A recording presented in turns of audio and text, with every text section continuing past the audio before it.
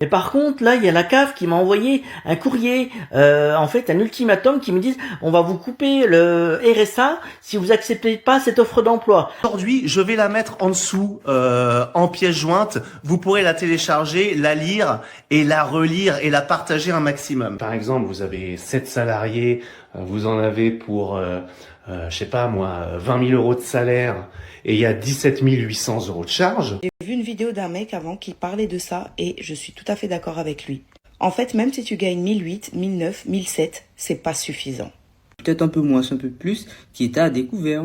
Mais il y a énormément de personnes qui sont à découvert alors que le 15, parfois même le 10 du mois, est même pas encore pas. Travailler sans pouvoir en profiter, est-ce vraiment normal? Avec le coût de la vie qui augmente et des salaires qui stagnent, de nombreux Français peinent à joindre les deux bouts. Alors, comment expliquer que même en travaillant dur, on ait l'impression de ne jamais s'en sortir? Explorons ensemble les raisons derrière ce sentiment de frustration croissant. Ça fait 18 ans que je cherche du taf, il n'y a rien, je trouve pas. Mais par contre, là, il y a la CAF qui m'a envoyé un courrier, en fait, un ultimatum qui me dit on va vous couper le RSA si vous acceptez pas cette offre d'emploi. Alors l'offre d'emploi, c'est être ripper, un ripper. Alors j'ai regardé sur internet, c'est l'équivalent d'un déboueur, ramasser les poubelles. Ils veulent que je ramasse les poubelles dans ma ville. Alors ce serait le matin, forcément, à 5h du matin, alors ça fait un peu tôt, même 4h30, il faut se lever, donc ça veut dire à 3h. C'est interminable, c'est chaud, hein.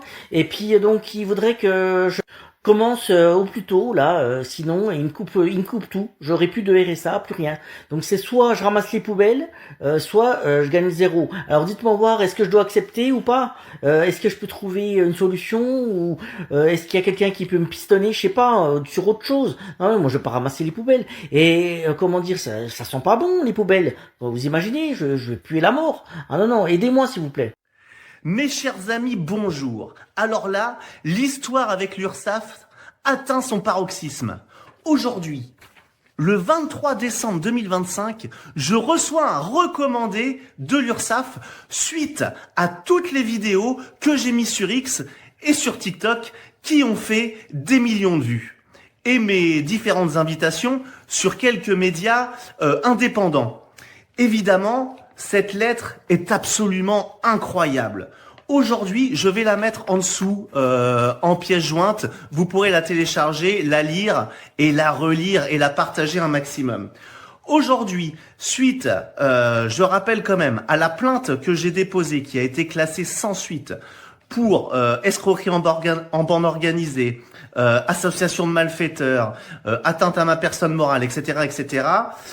Ensuite, plus le désistement d'instance qu'a fait l'URSSAF face à ma demande au tribunal des affaires de sécurité sociale, l'URSSAF se permet, je vous dis bien se permet, de m'envoyer un recommandé avec accusé de réception me disant d'enlever immédiatement sur les réseaux sociaux et sur X mes vidéos concernant cette histoire. Elle me menace notamment de diffamation et d'atteinte à son image. Elle me dit expressément que nous écrivons au sujet de plusieurs publications dont vous êtes l'auteur et qui contiennent des propos diffamatoires à l'encontre de l'Union de recouvrement des cotisations de sécurité sociale et d'assurance familiale Provence-Alpes-Côte d'Azur, etc.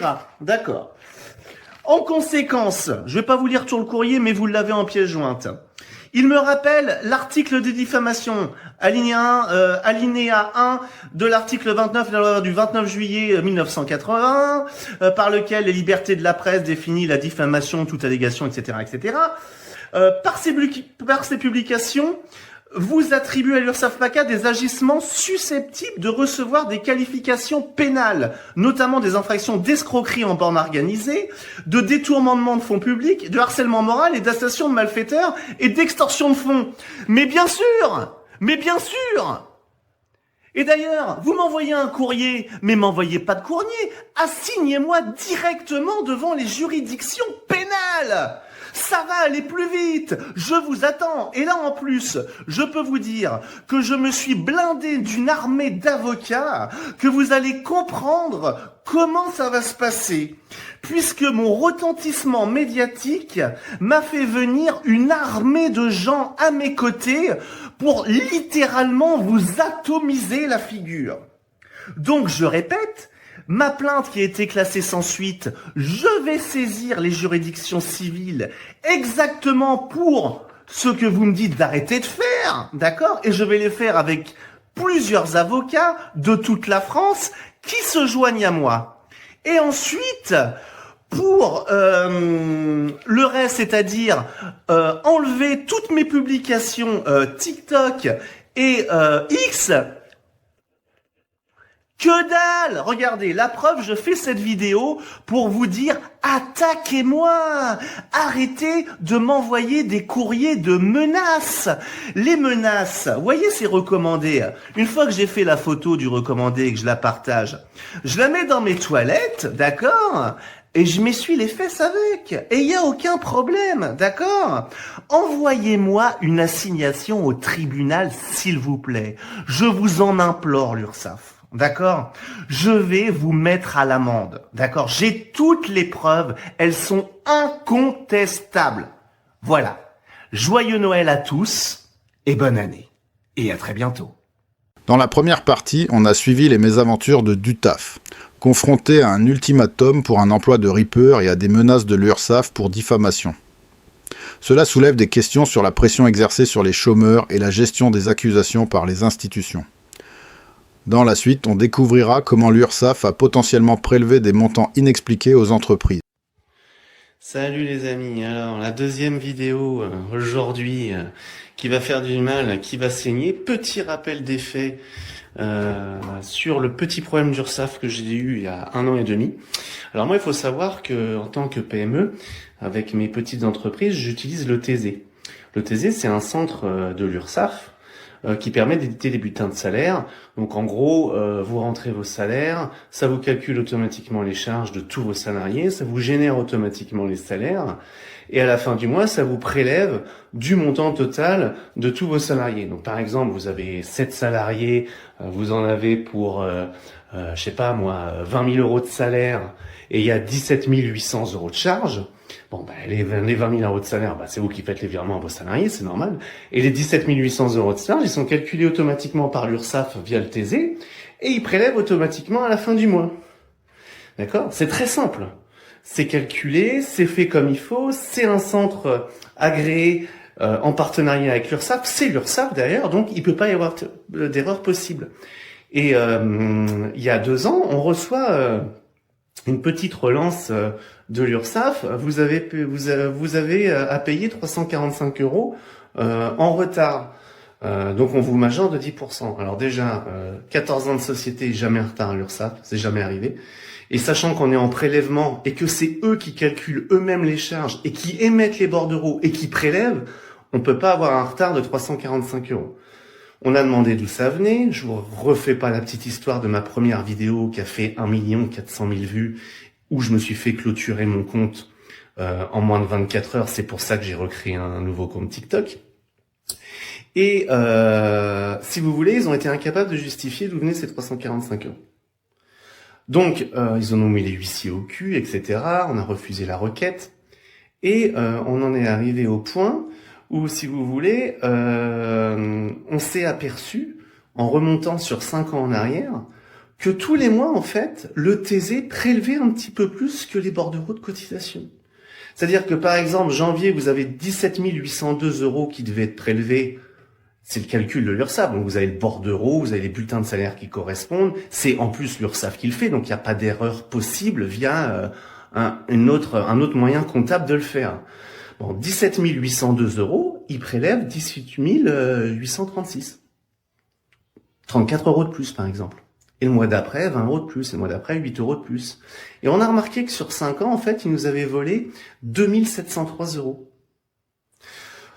Donc, ils ont rien voulu savoir. On a fait appel au médiateur, etc. On a mis au tribunal, au TAS. D'accord? Et les nouvelles sont tombées, que je vais vous expliquer dans une prochaine vidéo, parce qu'il y a eu beaucoup de péripéties que je vais vous raconter dans l'année et demie qui s'est passée. Mais si vous voulez, voilà, moi j'ai dénoncé à cette époque un problème via une escroquerie de l'URSSAF de 10, 15, 20, 30, 50 euros, 100 euros tous les mois à toutes les PME qui utilisaient le TZ du centre de l'URSSAF, qui détournent des millions d'euros aux entreprises françaises. C'est un détournement massif dont je me suis aperçu et que personne n'a vu en France. C'est de la fraude et pour moi, clairement, je dirais de l'escroquerie en bande organisée. C'est même quasiment certain.